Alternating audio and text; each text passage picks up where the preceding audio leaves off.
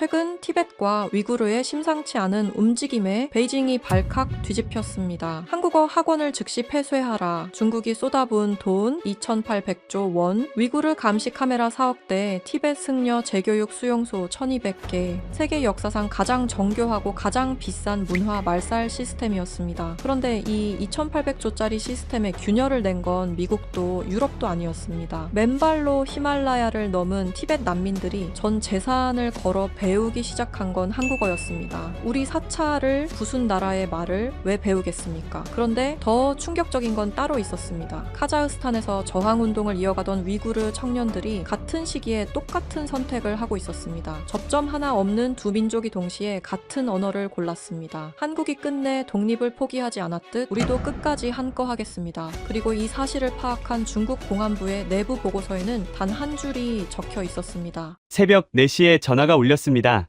저는 르몽드 아시아 특파원 릭 모렐입니다. 뉴델리 지국에서 근무하고 있었죠. 발신자는 인도 북부 다람살라에서 활동하는 프리랜서 기자 파블로 세라노, 티벳 망명 커뮤니티 전문 취재로 업계에서 꽤 인정받는 사람이었습니다. 릭, 사진 한 장 보내줄게. 먼저 보고 나서 얘기하자. 잠결에 휴대폰을 열었습니다. 사진 한 장이 와 있었어요. 다람살라 맥레오드 간지, 티벳 난민촌의 좁은 골목이었습니다. 그런데 이상한 게 있었어요. 골목 양쪽으로 한국어 간판이 빼곡했습니다. 김치찌개, 삼겹살, 떡볶이. 티벳어보다 한국어가 더 많았어요. 그리고 사진 한가운데 낡은 서점 앞에 줄이 서 있었습니다. 줄에 선 사람들 손에 들린 건 전부 한국어 교재였어요. 파블로, 이게 다람살라 맞아? 여기 리틀 라싸 아니었어? 그래, 리틀 라싸가 맞아. 그런데 지금은 리틀 서울이라고 불러. 한류 때문이겠지. 인도 전역에서 케이팝 인기잖아. 나도 처음엔 그렇게 생각했어. 파블로의 목소리가 달라졌습니다. 그런데 이건 케이팝 팬이 아니야. 성인 남녀가 가족 단위로 한국어 학원에 등록하고 있어. 승려들까지 한국어를 배우고 있어. 그리고 결정적인 건 이 사람들이 한국어를 배우면서 중국어를 의도적으로 안 쓴다는 거야. 의도적으로? 중국어로 말 걸면 아예 대답을 안 해. 한국어 아니면 티베서나 힌디어로만 응대해. 서점에 가봤는데 중국어 교재가 한 권도 안 보여. 전부 한국어 교재로 바뀌어 있어. 그건 취업 때문 아니야? 한국 공장 가려고 EPS 토픽 준비하는 거지. 나도 처음엔 그렇게 생각했어. 그래서 학원 원장을 만나봤거든. 수강생 중에 중국어를 같이 배우는 사람이 단 한 명도 없대. 한 명도. 왜? 파블로가 잠시 말을 끊었습니다. 자기 사찰을 부순 나라의 말을 왜 배우겠냐고. 저는 전화기를 내려다봤습니다. 22년간 분쟁 지역을 취재하면서 이런 패턴을 본 적이 있어요. 특정 언어를 거부하는 건 단순한 취향의 문제가 아닙니다. 그건 정치적 의사표시입니다. 조용하고 합법적이고 누구도 처벌할 수 없는 형태의 저항. 증거 더 있어? 파블로가 사진 2장을 더 보냈습니다. 첫 번째, 맥레오드 간지 서점 안쪽. 진열대에 중국어 교재 자리가 텅 비어 있고 한국어 교재가 탑처럼 쌓여 있었습니다. EPS 토픽 시험 준비서는 품절이라는 팻말까지 붙어 있었어요. 두 번째가 결정적이었습니다. 티벳 전통 추바를 입은 노인이 낡은 탕카를 들고 시장 골목을 걸어가는 뒷모습이었어요. 아래 파블로의 메모가 적혀 있었습니다. 이 노인은 70이 넘었어. 티벳에서 히말라야를 넘어 탈출할 때 유일하게 가져온 탕카야. 가문에서 300년 넘게 내려온 거래. 이걸 팔아야 할지 고민하고 있대. 손녀의 한국어 학원비를 마련하려고. 탕카라면 티베신에게 단순한 그림이 아닙니다. 부처님의 가르침을 담은 신성한 불화예요. 300년이면 가문의 역사 그 자체죠. 그걸 팔아서까지 손녀에게 배우게 하려는 언어가 한국어라면 이건 한류가 아닙니다. 이건 전혀 다른 이야기예요. 파블로, 이 노인 인터뷰 가능해? 그래서 전화한 거야. 직접 와서 봐. 전화를 끊고 저는 노인과 탕카 사진을 다시 확대했습니다. 뉴델리에서 다람살라까지 비행기로 1시간. 그날 오전 저는 비행기를 예약했습니다. 다람살라 공항에서 맥레오드 간지까지 산길을 따라 차로 40분. 다람살라 공항에 내리자마자 파블로의 말이 과장이 아니라는 걸 깨달았습니다. 제가 상상했던 것과는 차원이 달랐거든요. 운전기사가 힌디어로 말을 걸었습니다. 코리안 스트리트에 가는 거냐고요. 농담인 줄 알았습니다. 다람살라는 달라이 라마가 계신 곳이니까요. 전 세계가 리틀 라싸라고 부르는 티벳 망명의 심장부. 그런데 정말로 맥레오드 간지 티벳 난민촌 한복판에 코리안 스트리트라 불리는 구역이 있었습니다. 차에서 내리는 순간 저는 몸을 앞으로 기울였습니다. 김치찌개, 삼겹살, 떡볶이, 비빔밥. 한국어 간판이 팁에서보다 많았습니다. 오색 룽다 사이로 한글 네온 사인이 빛나고 있었어요. 절압, 향, 냄새와 김치 냄새가 뒤섞이는 거리. 중국어 간판은 단 하나도 보이지 않았습니다. 이건 단순한 한류 거리가 아니었어요. 중국어가 의도적으로 지워진 거리였죠. 가장 먼저 들른 곳은 서점이었습니다. 파블로가 사진으로 보내줬던 바로 그곳. 직접 보니 사진보다 훨씬 충격적이었어요. 입구부터 한국어 교재가 탑처럼 쌓여 있었고 EPS 토픽 시험 준비서는 품절이라 다음 입구 미정이라는 팻말이 붙어 있었습니다. 중국어 교재는 어디 있나요? 제가 묻자 서점 주인이 묘한 표정을 지었습니다. 쉰대 팁의 남성이었어요. 저쪽 구석에 있긴 한데 먼지만 쌓여요. 아무도 안 사거든요. 왜요? 중국이 바로 옆인데. 서점 주인이 잠시 저를 쳐다봤습니다. 외국인 기자라는 걸 눈치챈 것 같았어요. 목소리를 낮추며 말했습니다. 여기서 중국어는 좀 조심하세요. 특히 티벳 사람들 앞에서는요. 왜요?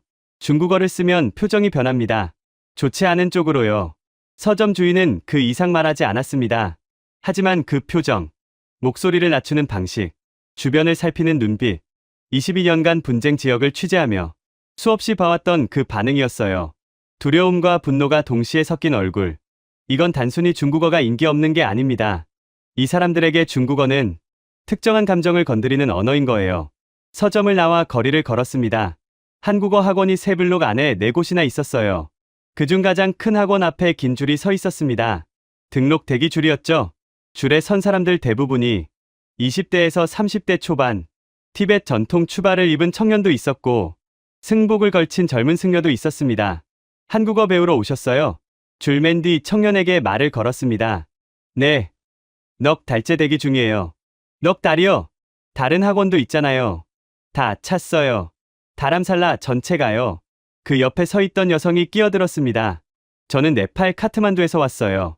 여기 한국어 학원에 자리가 있다는 얘기 듣고 국경을 넘었죠? 국경까지 넘어서요. 중국어를 배우면 중국 공장에 가야 해요. 한국어를 배우면 한국에 갈 수 있어요. 같은 노동이라도 대우가 달라요. 옆에서 듣고 있던 젊은 승려가 고개를 끄덕이며 덧붙였습니다. 중국 공장에선 티베신이라고 하면 감시 대상이에요. 한국에선 그냥 외국인 노동자예요. 그 차이가 얼마나 큰지 아세요? 저는 수첩에 쉬지 않고 적었습니다. 경제적 동기. 그건 예상했어요. 하지만 이 사람들의 어조에는 경제 이상의 무언가가 있었습니다. 중국을 말할 때 굳어지는 표정.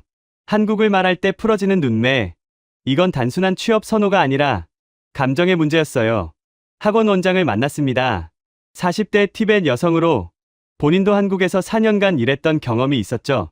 원장님, 수강생 중 중국어를 동시에 배우는 사람이 있나요? 한 명도 없어요. 한 명도요? 여기 오는 사람들에게 중국어는 선택지가 아닙니다. 어떻게 설명해야 할까? 원장이 잠시 말을 멈췄습니다. 자기 사찰을 부순 나라의 말을, 자기 스승을 감옥에 보낸 나라의 말을 왜 배우겠어요? 저는 펜을 멈췄습니다. 자기 사찰을 부순 나라의 말, 자기 스승을 감옥에 보낸 나라의 말. 그러니까 이건 언어 선택이 아니라 저항인 거예요. 조용하고 합법적이고 누구도 처벌할 수 없는 형태의 저항. 파블로가 말한 이건 한류가 아니야 라는 말의 의미를 이제야 이해했습니다. 서점 주인이 표정을 굳혔던 이유, 중국어 교재에 먼지가 쌓인 이유, 국경을 넘어서까지 한국어 학원에 줄을 서는 이유. 표면은 한류이고 취업이지만 그 아래에는 완전히 다른 층위가 있었습니다. 이 사람들은 중국어를 버림으로써 중국을 거부하고 있었고 한국어를 선택함으로써 중국밖의 미래를 선언하고 있었어요. 그리고 이 현상의 진짜 뿌리를 만나려면 맥레오드 간지 골목 안쪽, 관광객은 절대 찾지 못하는 티벳 난민거주 구역으로 들어가야 했습니다. 300년 된 탕카를 들고 시장 골목을 걸어갔다는 그 노인이 사는 바로 그곳으로요. 맥레오드 간지 메인 도로에서 왼쪽으로 꺾으면 관광객 발길이 뚝 끊기는 좁은 골목이 나옵니다. 시멘트 벽에 금이 간 2층 건물들, 빨랫줄에 걸린 승복과 추바, 골목 어디선가 버터차 끓이는 냄새가 났어요. 티벳 난민거주 구역이었습니다. 인도 정부가 망명자들에게 내준 공간이었죠. 파블로가 미리 연락해둔 가족이 있었습니다. 2층 건물 계단을 올라가자 50대 남성이 문 앞에서 우리를 맞았어요. 로상 씨, 텐진 돌마의 아버지였습니다. 멀리서 오셨네요. 들어오세요. 방 안으로 들어간 순간 저는 숨을 멈췄습니다. 왼쪽 벽에는 달라이 라마의 사진이 걸려 있었고 그 옆에 한글로 빼곡히 적힌 공책이 10권 넘게 쌓여 있었어요. 천장에는 티벳 경전이 붙어 있었는데 그 바로 아래 작은 책상 위에 한국어 문법책과 EPS 토픽 기출 문제집이 놓여 있었습니다. 벽 한쪽에는 낡은 탕카가 걸려 있었어요. 석가모니 부처가 그려진 오래된 불화. 색이 많이 바랬지만 금박 테두리는 아직 빛나고 있었습니다. 이 방에서 가장 오래된 물건이 분명했어요. 그리고 그 탕카 아래 작은 방석에 앉아 뭔가를 중얼거리는 소녀가 있었습니다. 한국어 단어를 반복하고 있었어요. 안녕하세요. 저는 텐진 돌마입니다. 또렷한 한국어였습니다. 21살이라기엔 눈빛이 너무 단단했어요. 어떻게 이렇게 한국어를 잘하세요? 한국어를 시작한 지 5년째예요. 처음 3년은 인터넷 강의랑 한국 드라마로 혼자 독학했고요. 학원에 등록한 뒤로는 매일 14시간씩 공부하고 있어요. 새벽에 기도하고, 낮에 학원에서 수업 듣고, 밤에 촛불 켜고 단어 외우고, 이게 제 유일한 길이거든요. 유일한 길. 그 단어가 귀에 걸렸습니다. 21살 소녀에게 유일한 길이라니. 저는 이 가족의 이야기를 텐진 돌마 본인과 아버지 로상 씨의 증언을 통해 재구성했습니다. 아버지가 버터차를 따라주며 이야기를 시작했을 때 그의 손이 미세하게 떨리고 있었어요. 그들이 들려준 이야기는 제가 22년간 취재하면서 들었던 어떤 증언보다 잔인하고 구체적이었습니다. 우리는 원래 라싸 근처에 살았습니다. 아버지 로상 씨가 버터차 잔을 내려놓으며 말했어요. 족항 사원이 보이는 마을이었죠. 좋은 곳이었습니다. 어떤 곳이었나요? 로상 씨의 눈이 멀어졌습니다. 천국이었죠.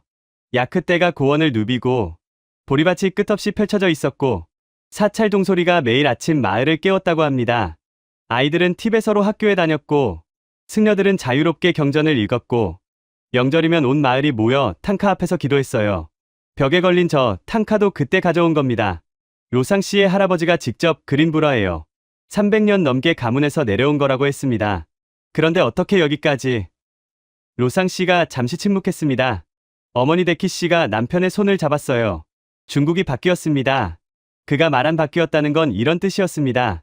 어느 날 갑자기 사찰에 공안이 들이닥쳤습니다. 달라이 라마 사진을 전부 떼라는 명령이었어요. 거부한 승려가 그 자리에서 끌려갔습니다. 다음 달에는 팁에서 학교가 폐쇄됐어요.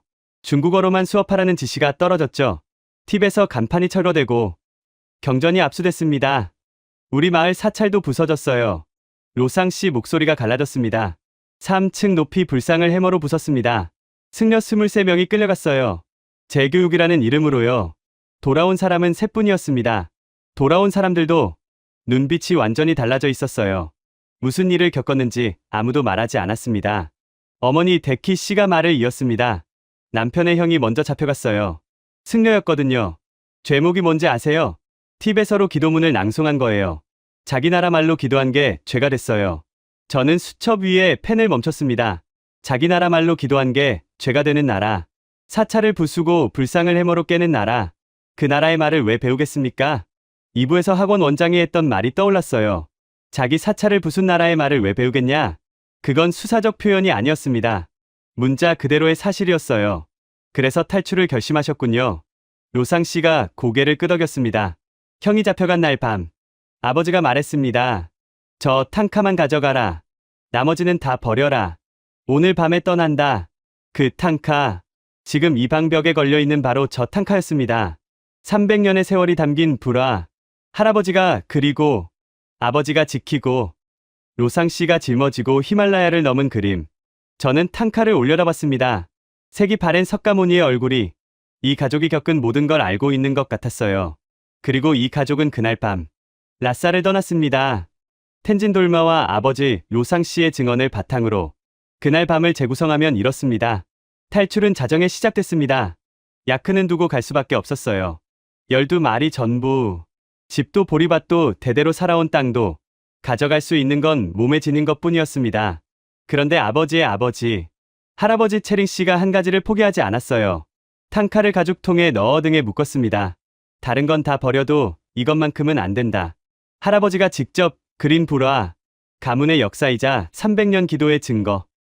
라싸 축제 때마다 사찰에 걸었던 그 탕카를 이른이 넘은 노인이 등에 졌습니다. 국경까지는 히말라야를 넘어야 했어요. 네팔 쪽으로 빠지는 산길, 해발 5,000m가 넘는 고갯길이었습니다. 가족은 밤에만 이동했습니다. 중국 공안의 순찰을 피해야 했으니까요. 낮에는 바위 틈에 숨었어요. 텐진 돌마는 그때 11살이었습니다. 아버지 등에 엎혀서 고개를 넘었어요. 숨소리를 죽여야 했어요. 텐진 돌마가 말했습니다. 순찰대가 지나갈 때 아버지가 제 입을 손으로 막았어요. 동생 양채는 어머니 품에서 울음을 참고 있었고요. 그때 제가 11살이었는데 그 순간만큼은 100살이 된 기분이었어요. 사흘 밤을 걸었습니다. 해발 5,000m에서는 산소가 부족해서 한 걸음 내딛는데 온 힘을 쏟아야 했어요. 할아버지가 제일 힘들었습니다. 탕카를 짊어진 채 고산병과 싸우고 있었거든요. 할아버지를 놔두고 갈 수 없었어요. 아버지가 한쪽 팔로 저를 업고 다른 한쪽으로 할아버지를 부축했어요. 어머니는 동생을 안고 짐을 끌었고요. 넷째 날 새벽, 네팔 국경 마을에 도착했습니다. 국경을 넘는 순간 어머니 데키 씨가 쓰러졌어요. 탈진이었습니다. 할아버지가 탕카통을 내려놓고 하늘을 올려다봤습니다. 그리고 한마디 했어요. 부처님이 우리를 여기까지 데려왔다. 네팔에서 인도로, 인도에서 다람살라로, 다람살라에 도착했을 때 가족에게 남은 건 탕카 한 점과 몸뚱이뿐이었습니다. 야크 12마리도 없고 보리밭도 없고 사찰도 없고 고향의 풍경도 없었어요. 남은 건 등에 져서 히말라야를 넘은 300년 된 부처님 한 분뿐이었습니다. 그로부터 5년 다람살라 난민구역에서 간신히 살림을 이어갔어요. 아버지는 관광객 상대로 수공예품을 팔았고 어머니는 게스트하우스 청소 일을 했습니다. 그리고 텐진 돌마가 16살 되던 해 이웃에서 돌아온 청년 하나가 모든 걸 바꿔놓았습니다. 한국에서 3년 일하고 돌아온 티벳 청년이었어요. 집을 고치고 부모님께 병원비를 대드리고 동생 학비까지 해결했습니다. 텐진 돌마의 눈이 반짝였습니다. 그때 깨달았어요. 우리의 미래는 이 골목에만 있는 게 아니라는 걸. 한국어를 배우면 길이 열린다는 걸. 그리고 텐진 돌마는 가족 앞에서 선언했습니다. 아버지, 제가 한국어를 배워서 우리 가족을 살릴게요. 동생 미래도 제가 책임질게요. 16살 소녀의 입에서 나온 말이었습니다. 아버지는 딸을 말없이 바라봤어요. 텐진 돌마는 곧바로 독학을 시작했습니다. 인터넷 무료 강의를 찾아 듣고 한국 드라마를 반복 재생하며 발음을 따라했어요. 하지만 독학만으로는 시험을 통과할 수준에 미치지 못했습니다. 체계적인 교육이 필요했어요. 하지만 한국어 교육은 이 가족에게 사치 중의 사치였습니다. 다람살라 한국어 학원 한 달 학비가 아버지 월수입의 절반이었고 교재 한 세트가 한 달씩 뛰었어요. 돈이 없었습니다. 방법이 없었습니다. 그런데 이 소녀는 포기하지 않았습니다. 그리고 이 가족이 내린 결단은 제가 22년 기자 경력에서 들은 어떤 이야기보다 무겁고 잔인했습니다. 3년간 독학으로 기초를 다졌지만 한계는 분명했습니다. 한국어 능력 시험을 통과하려면 체계적인 학원 수업이 필수였어요. 그러던 어느 날 운명을 바꾸는 순간이 찾아왔습니다. 텐진 돌마가 21살이 되던 해 티벳 최대 명절 로사르였습니다. 티벳 역세에 온 가족이 모인 자리에서 할아버지 체링 씨가 갑자기 일어났습니다. 이른이 넘은 노인이 가족 전원을 둘러보았습니다. 좁은 방 안에 3대가 모여 앉아 있었어요. 로상 부부, 텐진 돌마, 남동생 타시와 여동생 양첸, 그리고 이웃 티벳 가족 두세 집까지. 할아버지가 텐진 돌마를 똑바로 쳐다보며 물었습니다. 돌마야, 네가 정말로 한국어로 이 가족을 구할 수 있겠니? 방 안이 조용해졌습니다. 텐진 돌마는 떨리는 목소리로 대답했어요. 네, 할아버지. 저를 믿어주세요. 체링 씨가 잠시 눈을 감았습니다. 그리고 입을 열었어요. 탕카를 팔겠다. 숨이 멈췄습니다. 온 가족이요. 탕카는 단순한 그림이 아니었습니다. 라싸에서 탈출할 때 유일하게 가져온 것. 고향의 마지막 증거. 할아버지라 직접, 그리고 히말라야를 넘을 때도 등에 져서 포기하지 않았던 존재. 아버지가 벌떡 일어났습니다. 아버지, 그건 안 됩니다. 탕카를 팔면 우리에게 라싸의 증거가 아무것도 남지 않습니다. 로상 씨의 목소리가 갈라졌어요. 탕카는 가문의 역사였으니까요. 할아버지가 그린 그 붓터치. 300년간 명절마다 사찰에 걸었던 기억. 무엇보다 고향 라싸에서 함께했던 시간. 탕카를 펼치면 아직도 라싸의 향 냄새가 난다고 할아버지는 늘 말했습니다. 하지만 채린 씨는 단호했습니다. 탕카는 과거의 증거이고 돌만은 미래의 증거다. 잠깐 침묵이 흘렀어요. 중국이 우리 사찰을 부수고 우리 말을 빼앗고 우리 승려를 가뒀다. 하지만 돌마가 한국어를 배워서 세상에 나가면 우리는 다시 존재할 수 있어. 탕카 한전보다 그게 더 값지다. 텐진 돌마는 무릎을 꿇고 울음을 터뜨렸습니다. 할아버지, 제가 꼭 성공해서 탕카보다 더 큰 불화를 사원에 걸어드릴게요. 하지만 탕카 한점 값으로는 부족했습니다. 다람살라 최고의 한국어 학원, 1년 학비와 교재비를 합치면 탕카 값을 훨씬 넘었어요. 가족 회의가 이어졌습니다. 어머니 데키 씨가 먼저 입을 열었어요. 제 산호 목걸이를 팔겠어요.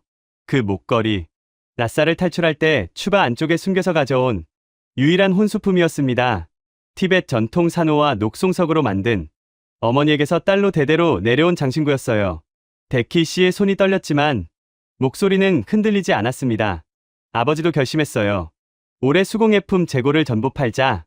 관광 비수기라 헐값이겠지만 남동생 타시가 말했습니다. 18살이었어요. 누나, 내가 학교 그만두고 일할게. 누나가 성공하면 그때 다시 공부하면 되잖아. 막내 양첸도 자기 링세를 팔겠다고 했어요. 티벳 전통 현악기, 16살 아이가 아끼던 악기를. 안 돼. 너희들 미래까지 포기할 순 없어. 텐진 돌마가 말렸지만 가족의 결심은 흔들리지 않았습니다. 이웃들도 나섰어요. 옆집 페마 아주머니가 수제 티벳 카페트 2장을 가져왔고 난민의 장로가 델리까지 짐을 실어다 줄 차를 빌려줬습니다. 이렇게 모두의 힘을 합쳐 학비를 마련했습니다. 마을 전체가 텐진 돌마 하나의 미래에 걸었어요. 다람살라 티벳 난민촌 전체가요. 학원 등록을 하러 떠나는 날, 텐진 돌마는 방을 나서며 뒤를 돌아봤습니다. 할아버지가 탕카가 걸려있던 빈 벽을 바라보고 있었어요. 300년 동안 그 자리를 지켰던 부처님이 사라진 벽. 할아버지의 손이 허공에서 멈춰 있었습니다. 마치 탕카를 쓰다듬던 습관이 손에서 사라지지 않은 것처럼. 채린 씨가 텐진 돌마에게 작은 주머니를 건넸어요. 안에는 탕카에서 잘라낸 금박 조각이 들어 있었습니다. 부적이다. 부처님이 너를 지켜줄 거야. 그리고 기억해라. 너는 티벳의 딸이다. 그 자부심을 절대 잃지 마라. 텐진 돌마는 그 주머니를 목에 걸었습니다. 절대 실패할 수 없다. 이건 나 혼자만의 싸움이 아니야. 방을 나서며 텐진 돌마는 뒤를 돌아봤습니다. 좁은 방 안에 가족이 서 있었고 벽에는 탕카가 있어야 할 자리가 비어 있었어요. 그 빈자리에 무게를 안고 텐진 돌마는 걸어 나갔습니다. 학원에 도착한 텐진 돌마는 또 다른 세계를 마주했습니다. 같은 반 학생 30명 중 절반이 형편이 훨씬 나은 학생들이었어요. 인도 대도시의 사업가 자녀, 네팔 공무원 집안 출신, 이미 어릴 때부터 한국어 과외를 받았고 방학마다 서울 어학연수를 다녀온 사람들이었죠. 특히 리앙이라는 학생이 텐진 돌마를 대놓고 무시했습니다. 한족 출신으로 아버지가 델리에서 무역 사업을 하는 부잣집 딸이었죠. 이미 한국 대학 유학을 준비하고 있었는데 토픽 고득점을 노리고 학원에 다니고 있었어요. 난민촌에서 올라온 애가 무슨 한국 간다고. 돈도 없으면서. 텐진 돌마는 대답하지 않았습니다. 대신 새벽 4시에 일어났어요. 단어를 외웠습니다. 하루에 300개씩.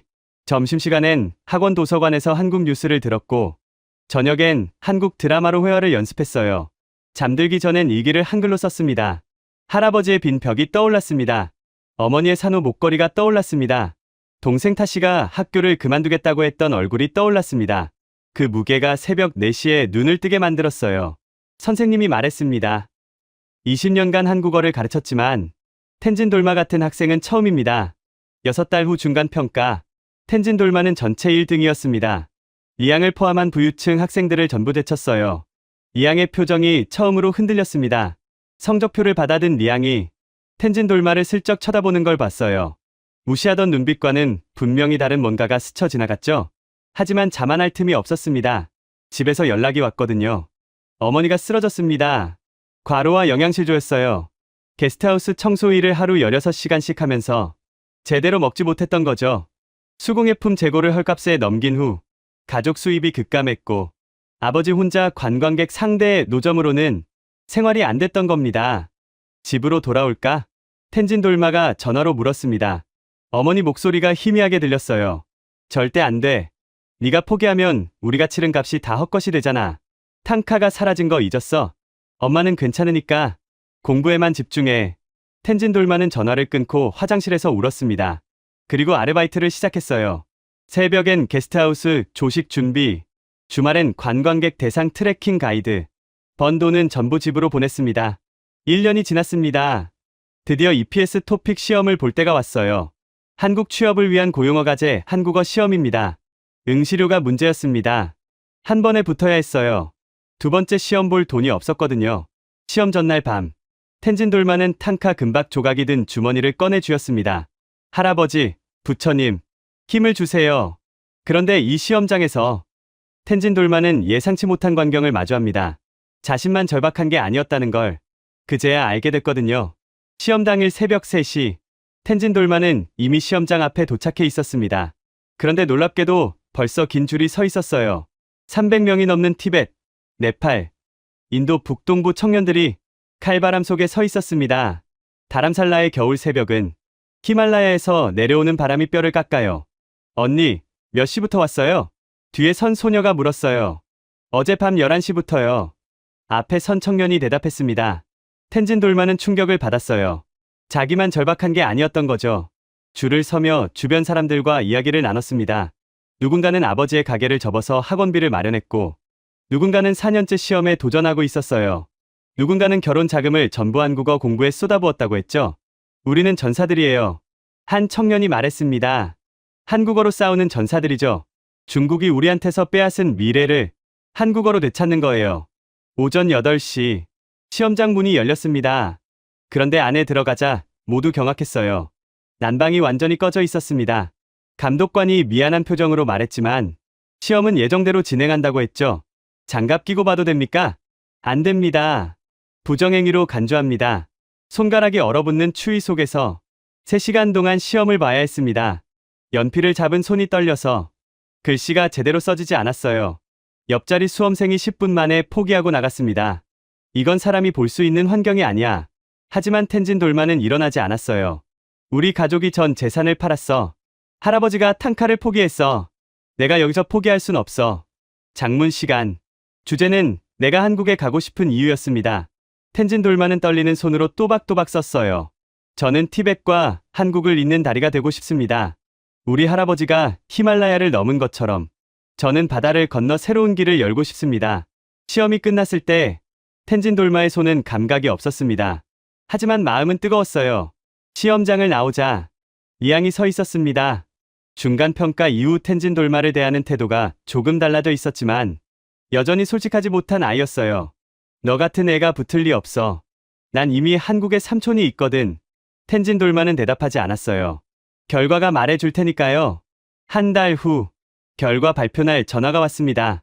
학원 선생님이었어요. 돌마야, 축하해. 네가 전체 2등이야. 정말이요? 제가요? 247점.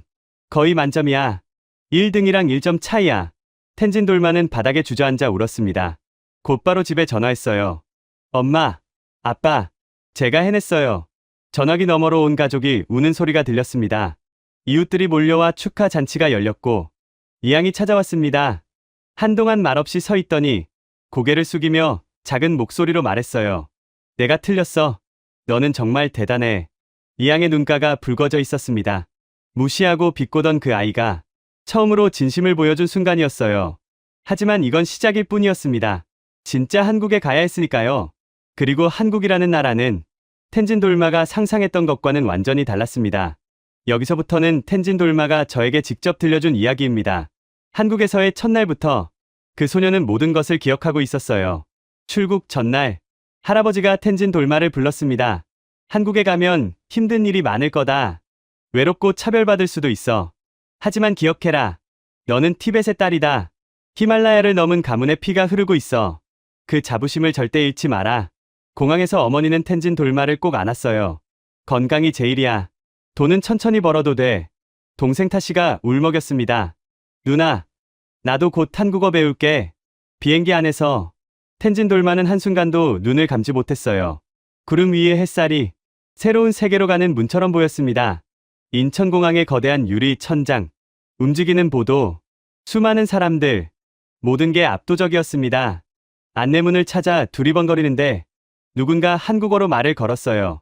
어디서 오셨어요? 공항 자원봉사자 아주머니였습니다. 인도에서요. 안산으로 가야 하는데요. 어머, 혼자 왔어요? 씩씩하네. 우리 아들도 외국에서 일하고 있어서 남의 일 같지 않아요. 따뜻한 말 한마디가 가슴에 스며습니다. 한국이라는 나라가 차갑지만은 않구나. 하지만 안산공단에 도착하자 풍경이 완전히 달라졌어요. 회색 공장 건물, 매캐한 공기, 지친 표정의 노동자들. 인천공항의 화려함과는 딴판이었습니다. 여기가 기숙사입니다. 회사 직원이 안내한 곳은 컨테이너를 개조한 건물이었어요. 방 하나에 4명, 룸메이트는 베트남, 캄보디아, 네팔에서 온 여성들이었습니다. 한국어 할 줄 알아? 네팔에서 온 수니타가 물었어요. 네, 조금요. 우와, 대단하다. 우리는 한국어 몰라서 고생이야. 그날 밤 침대에 누워 천장을 봤습니다. 고향이 그리웠어요. 어머니가 만들어주던 모모, 아버지의 버터차, 동생들 웃음소리, 탕카 금박 조각을 만지며 생각했어요. 내가 정말 잘 온 걸까? 다음날 첫 출근, 텐진 돌마에게 배정된 건 안산의 전자부품 공장이었습니다. 40대 중반의 오 팀장이 맞았어요. 텐진 돌마 씨, 어디서 왔다고? 인도요. 뭐? 인도? 퉁명한 반응이었습니다. 작업장은 거대했어요.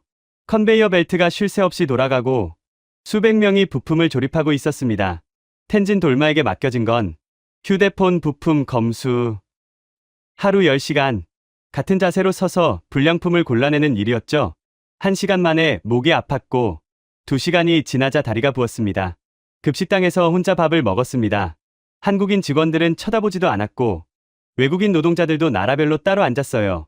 김치찌개를 받았는데 한 숟갈 먹자마자 눈물이 터졌어요. 너무 매워서이기도 했고 너무 외로워서이기도 했습니다. 왜 울어? 옆 테이블에서 누군가 비웃었어요. 김치도 못 먹으면서 한국 왜 왔어? 텐진 돌마는 남은 밥을 억지로 삼키고 화장실로 갔습니다. 세수를 하며 거울을 봤어요. 울지 마. 여기서 무너지면 안 돼. 오후에 실수를 했습니다. 부품을 잘못 분류한 거예요. 야, 뭐 하는 거야? 이거 다시 다 분류해야 되잖아. 라인 반장이 소리쳤어요. 죄송합니다. 죄송하면 다야. 이래서 외국인이랑 일하기 싫다니까. 퇴근 후 기숙사에 돌아와서 일기를 썼습니다. 한국 첫날, 모든 게 낯설고 무섭다. 하지만 도망칠 수 없다. 내가 짊어진 무게가 너무 크다. 탕카의 무게, 할아버지의 무게, 가족의 희망의 무게. 내일은 더 잘할 거다. 반드시. 석 달이 지나자 작업 속도가 빨라졌고 불량률도 줄었어요. 오 팀장이 처음으로 인정했습니다. 텐진 돌마 씨, 일 잘하네. 다른 외국인보다 훨씬 낫네. 하지만 그 작은 인정도 잠시. 여전히 점심은 혼자. 회식에도 초대받지 못했죠. 한국 생활 6달째. 텐진 돌마는 여전히 혼자였습니다. 그러던 어느 날 뜻밖의 인물이 나타났습니다. 텐진 돌마 씨, 새로 전근 온 강태선 과장이었어요. 40대 중반, 안경 쓴 평범한 회사원.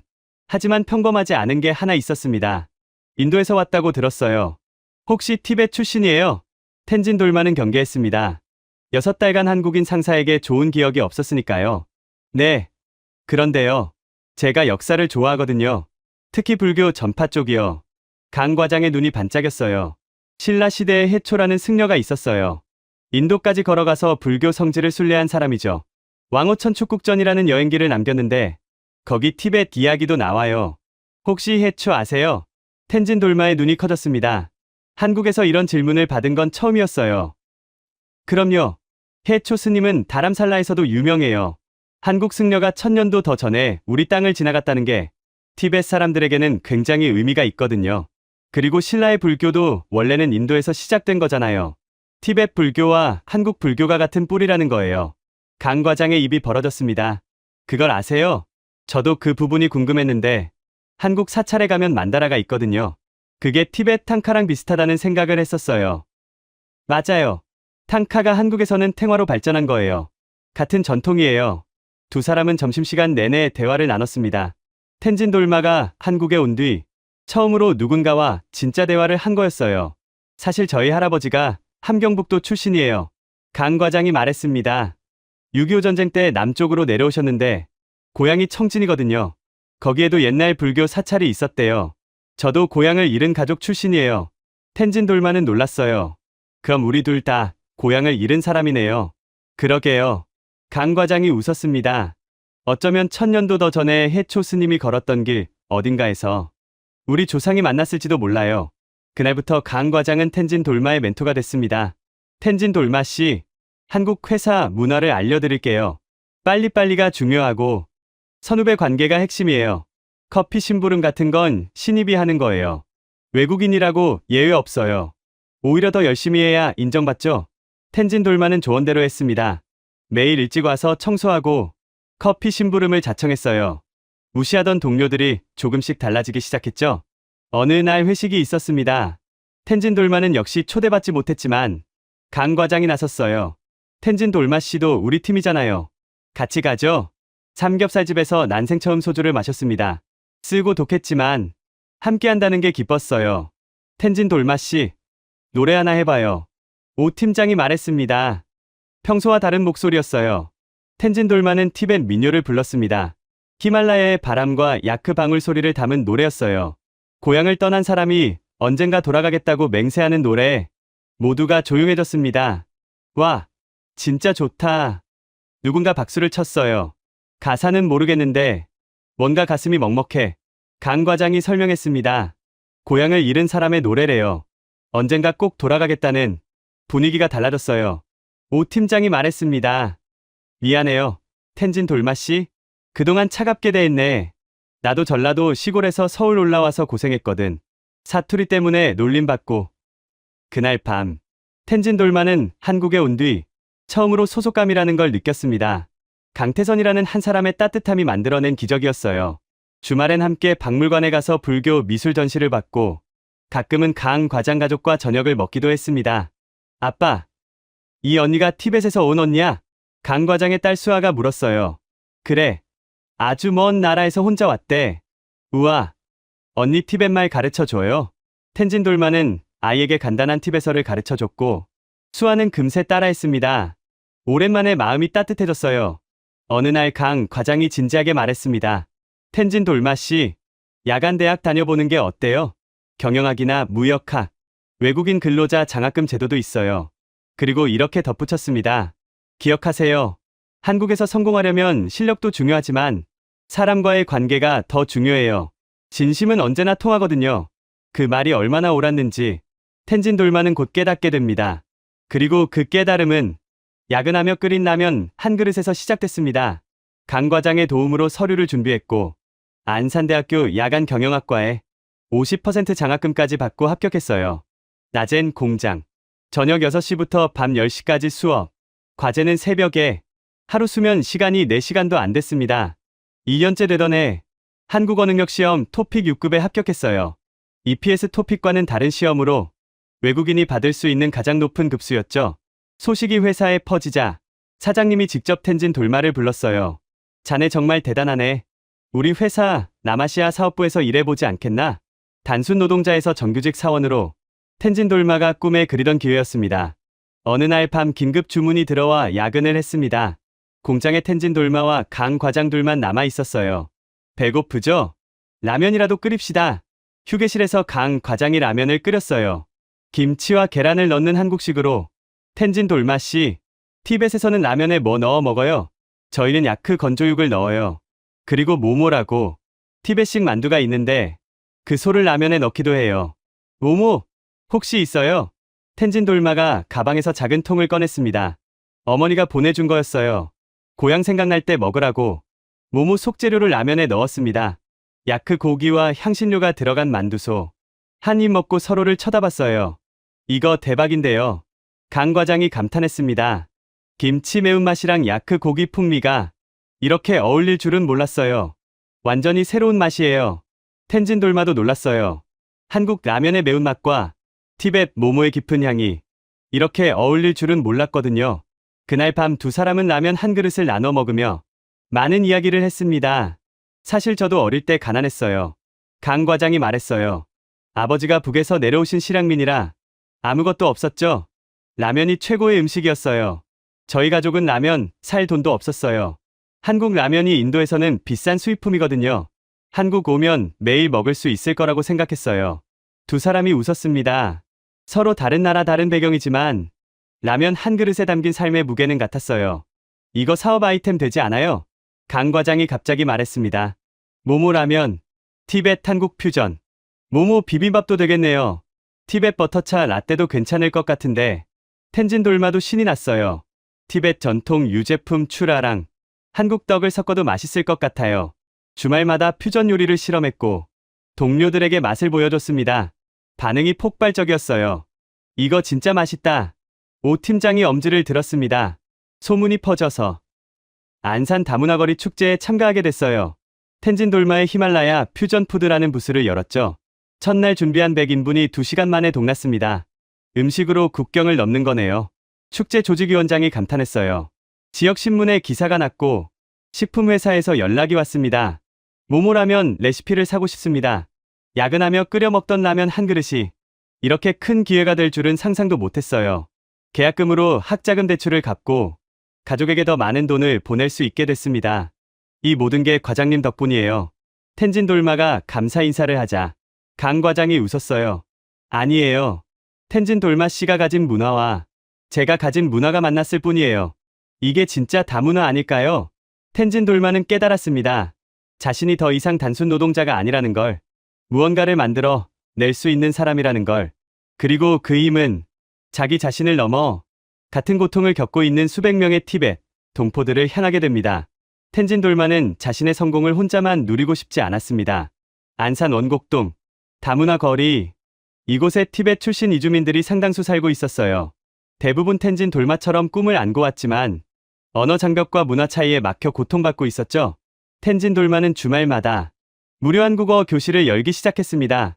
처음엔 작은 식당 한 켠에서 5명으로 시작했어요. 한국어는 어렵지 않아요. 제가 할 수 있었으면 여러분도 할 수 있어요. 입소문이 퍼졌습니다.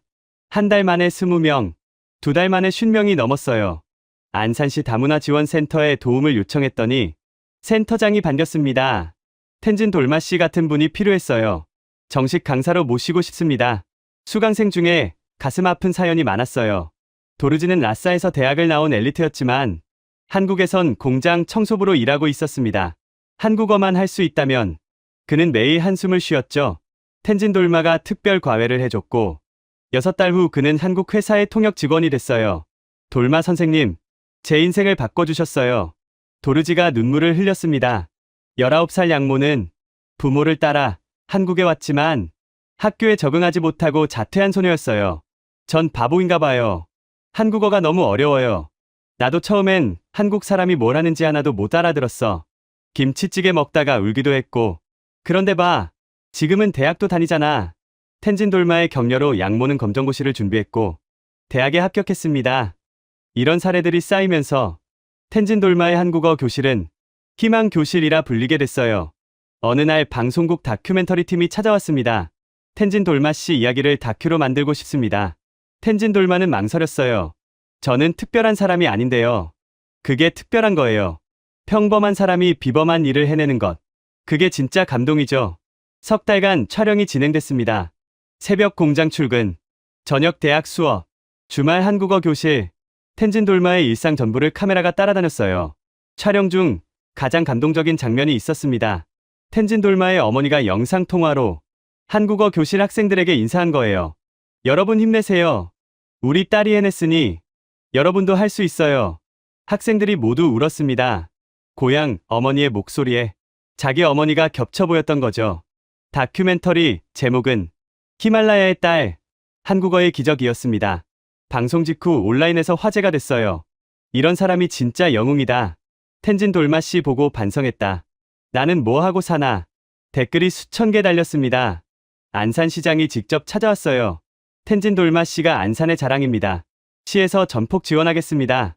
작은 교실은 안산 티벳 교육센터로 발전했습니다. 개소식날 100명이 넘는 이주민들이 모였어요. 텐진 돌마가 마이크를 잡고 말했습니다. 몇 년 전 저는 이 거리에서 길을 잃고 울었습니다. 한국말도 못하고 친구도 없었죠. 하지만 이제 이곳은 저희 두 번째 고향이 됐어요. 여러분도 포기하지 마세요. 박수가 터져 나왔습니다. 그날 밤 일기를 썼어요. 오늘 깨달았다. 성공은 혼자 이루는 게 아니라 함께 이루는 것이다. 내가 받은 도움을 다른 사람에게 돌려주는 것. 그게 진짜 성공이다. 하지만 이 모든 성공의 한가운데서 텐진 돌마가 가장 보고 싶었던 사람에게서 전화가 왔습니다. 한국 생활도 여러 해가 흐른 어느 봄이었습니다. 누나, 동생 타시의 목소리가 떨리고 있었어요. 엄마가 쓰러지셨어. 의사가. 시간이 얼마 안 남았대. 텐진 돌마는 전화기를 놓칠 뻔했습니다. 내가 지금 갈게. 비행기표 바로 예약할게. 하지만 문제가 있었어요. 비자 갱신 시기와 겹쳤고 출국하면 재입국이 어려울 수 있었습니다. 강 과장이 회사에 알렸어요. 인사팀이 움직였습니다. 강 과장이 직접 출입국관리사무소에 서류를 넣었고 회사에서도 인도적 사유로 사정을 설명하는 공문을 보냈어요. 다행히 재입국 허가가 났습니다. 사장님이 말했어요. 텐진 돌마 씨, 어머니 곁에 계세요. 일은 걱정하지 마세요. 회사에서 경조사비까지 챙겨줬습니다. 인천공항으로 가는 길, 처음 한국에 왔을 때가 떠올랐습니다. 그때는 희망을 안고 한국에 왔는데 이제는 슬픔을 안고 고향으로 돌아가는 거였죠. 델리에서 다람살라까지 차로 달렸습니다. 비행기 안에서 어머니와의 기억이 떠올랐어요. 떠나던 날 어머니가 했던 말. 건강이 제일이야. 돈은 천천히 벌어도 돼. 토픽 6급 합격 소식을 전했을 때 전화기 너머로 기뻐하시던 목소리. 다큐멘터리가 방송됐을 때 우리 딸이 텔레비전에 나왔대 하고 온 난민촌에 자랑하셨다는 이야기. 다람살라에 타시가 나와 있었습니다. 오래간만에 본 동생은 어른이 되어 있었어요. 누나, 빨리 가자. 엄마가 기다리고 있어. 난민 구역까지 골목을 달렸습니다. 텐진 돌마는 한마디도 못했어요. 그냥 탕카 금박 부적이 든 주머니를 꽉 쥐고 있었습니다. 방에 도착했을 때 이웃 사람들이 모여 있었습니다. 텐진 돌마를 보자 모두 길을 열어줬어요. 어머니는 침대에 누워 있었지만 텐진 돌마를 알아봤습니다. 힘겹게 손을 들어 딸의 얼굴을 쓰다듬었어요. 우리 딸 왔구나.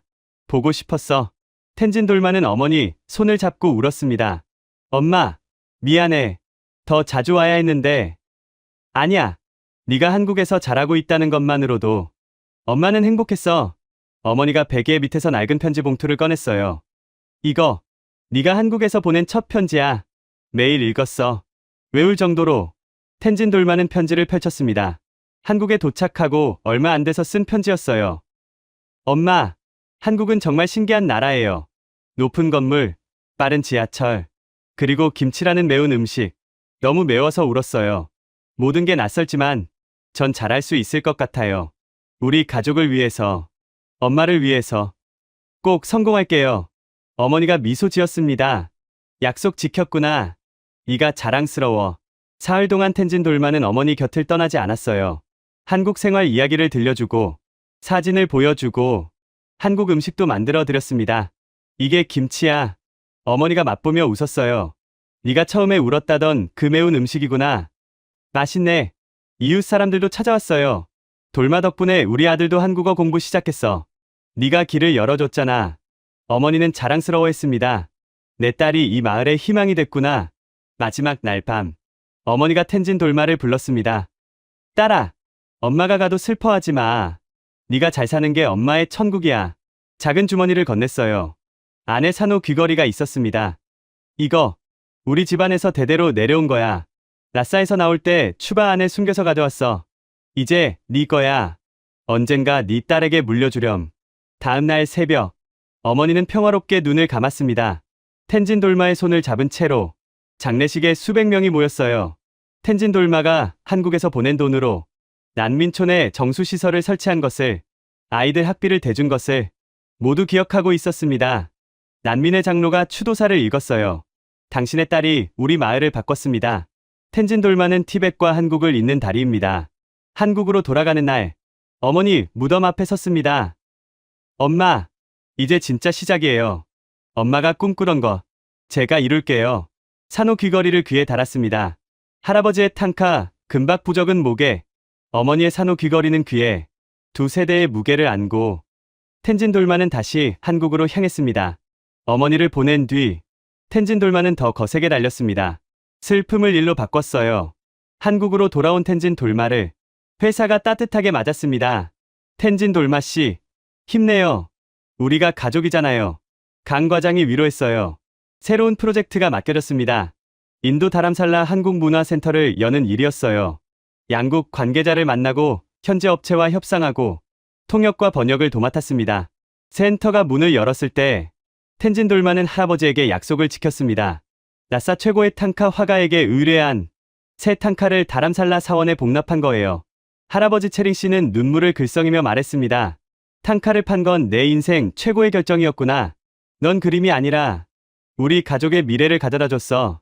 동생 타시는 서울의 대학교 경영학과에 합격했어요. 텐진 돌마가 학비를 지원했습니다. 누나가 닦아놓은 길을 따라가는 거야. 막내 양첸도 한국어 공부를 시작했습니다. 나도 곧 갈 거야. 우리 삼남매가 티벳과 한국을 잇는 거지. 그리고 이 대목에서 말씀드려야 할 것이 있습니다. 텐진 돌마의 이야기를 정리하면서 저는 더 큰 질문이 떠올랐습니다. 중국은 왜 이 사람들의 마음을 얻지 못했을까? 돈은 충분했습니다. 그런데요. 같은 시기 카자흐스탄 알마티에서도 놀라운 일이 벌어지고 있었습니다.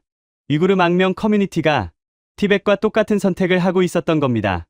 중국어를 조직적으로 거부하고 한국어를 배우기 시작한 거예요. 서점에서 중국어 교재가 사라지고 한국어 교재가 그 자리를 채웠습니다. 학원 대기만 석 달, 가축을 팔아 학원비를 마련하는 가정, 국경을 넘어 한국어 학원에 등록하는 청년들, 다람살라에서 본 풍경과 판박이었어요. 알마티 위구르 학원 원장이 말했습니다. 자기 가족을 가둔 나라의 말을 왜 배우겠습니까? 티벳에서 들은 것과 같은 대답이었습니다. 중국에 탄압받는 두 민족이 수천 킬로미터 떨어진 곳에서 서로 모르는 채로 같은 언어를 선택한 겁니다. 그 언어가 한국어였습니다. 같은 시기 중국은 어떻게 하고 있었을까요? 중국은 아프가니스탄 아이나크 구리 광산에 오랜 세월 막대한 자금을 투자했습니다. 결과는요. 구리 한 톤도 캐지 못했어요. 현지 부족의 반발과 치안 불안에 돈만 쏟아붓고 신뢰는 얻지 못한 거죠. 파키스탄에는 1대1로로 수백억 달러를 퍼부었습니다. 그런데 파키스탄 주재 중국인들이 테러의 표적이 됐어요. 중국이 지은 도로 위에서 중국인이 공격받는 아이러니 스리랑카에 항구를 지어줬더니 빚을 갚지 못한 스리랑카가 항구를 99년간 넘겨야 했습니다. 도움이 아니라 빚에 덫이었다는 사실이 드러나면서 동남아와 아프리카에서 반중 감정이 폭발했어요. 그런데요. 한국은 어떤가요? 한국은 이 나라들의 수조 원을 퍼붓지 않았습니다. 대신 한국어를 가르치고 기술을 전하고 일자리를 줬어요. 텐진 돌마 같은 사람이 스스로 일어설 수 있는 기회를 제공한 거죠. 텐진 돌마 한 명의 성공 이후 티벳 커뮤니티에서 수백 명이 한국어를 선택했습니다. 위구르에서도 같은 일이 벌어졌어요. 강제가 아니라 자발적으로요. 돈으로 산 충성이 아니라 기회로 얻은 신뢰였어요. 중국이 14억 인구와 수조 달러로도 얻지 못한 것을 한국은 텐진 돌마라는 한 사람의 기회로 얻어냈습니다. 이것이 중국 네티즌들이 침묵한 진짜 이유입니다. 어느 날 UN 아시아 청년 포럼에서 텐진 돌마에게 연설 요청이 왔습니다. 주제는 이주 노동자에서 글로벌 리더로 텐진 돌마는 수백 명의 청중 앞에 섰습니다. 목에는 탕카, 금박, 부적, 귀에는 어머니의 산호 귀걸이, 그리고 이렇게 말했어요. 저는 중국이 가둔 언어 속에서 태어났습니다. 티베서를 쓰면 감시받고 중국어를 강요받았죠. 하지만 저는 한국어를 선택했습니다. 한국어는 저를 가두지 않았어요. 한국어는 저를 세상 밖으로 꺼내줬습니다. 언어는 단순한 소통 도구가 아닙니다. 언어는 자유의 열쇠입니다. 그리고 한국은 그 열쇠를 기꺼이 나눠준 나라였습니다. 가족의 전 재산. 그게 제가 가진 전부였습니다. 하지만 그 값으로 배운 한국어가 저와 제 가족과 수백 명의 티벳 청년들의 미래를 열었습니다. 중국은 돈으로 충성을 샀습니다. 하지만 충성은 돈이 마르면 끝납니다. 한국은 기회를 줬습니다. 기회로 얻은 신뢰는 영원합니다. 청중석이 조용해졌습니다. 그리고 박수가 터져나왔어요. 연설이 끝나고 한 기자가 물었습니다. 텐진 돌마 씨, 만약 다시 선택할 수 있다면 역시 한국어를 선택하시겠습니까? 텐진 돌마는 잠시도 망설이지 않았어요. 100번이라도 다시 선택할 겁니다. 한국어는 제 운명을 바꾼 언어니까요. 여러분, 지금까지 르몽드 특파원 릭 모렐의 추적을 함께 하셨습니다. 어떠셨습니까? 사찰 3,700개 파괴, 승려 수만 명 강제 환속, 그리고 히말라야를 맨발로 넘은 15만 명의 망명자들. 그 망명자들이 전 재산을 걸고 선택한 언어가 한국어였습니다. 그리고 수천 킬로미터 떨어진 카자흐스탄에서도 위구르 청년들이 같은 선택을 했습니다. 중국에 탄압받는 두 민족이 서로 모르는 채로 고른 언어가 같았습니다. 300년 된 탕카를 팔고 어머니의 혼수품을 팔고 동생의 학업과 악기를 포기하고 그 희생 위에서 한 소녀가 일어섰고 그 소녀를 따라 수백 명이 일어섰습니다. 중국이 14억과 수조 달러로 사지 못한 것을 한국은 기회 하나로 얻어냈습니다. 돈으로 산 충성은 무너집니다. 기회로 얻은 신뢰는 남습니다. 이 이야기가 더 많은 사람에게 닿아야 한다고 생각하신다면 지금 이 영상을 공유해 주십시오. 여러분의 공유 하나가 돈이 아니라 기회로 세계를 바꾸는 대한민국을 알리는 일이 됩니다. 가슴이 뜨거워지셨다면 댓글에 티벳 두 글자만 남겨주십시오.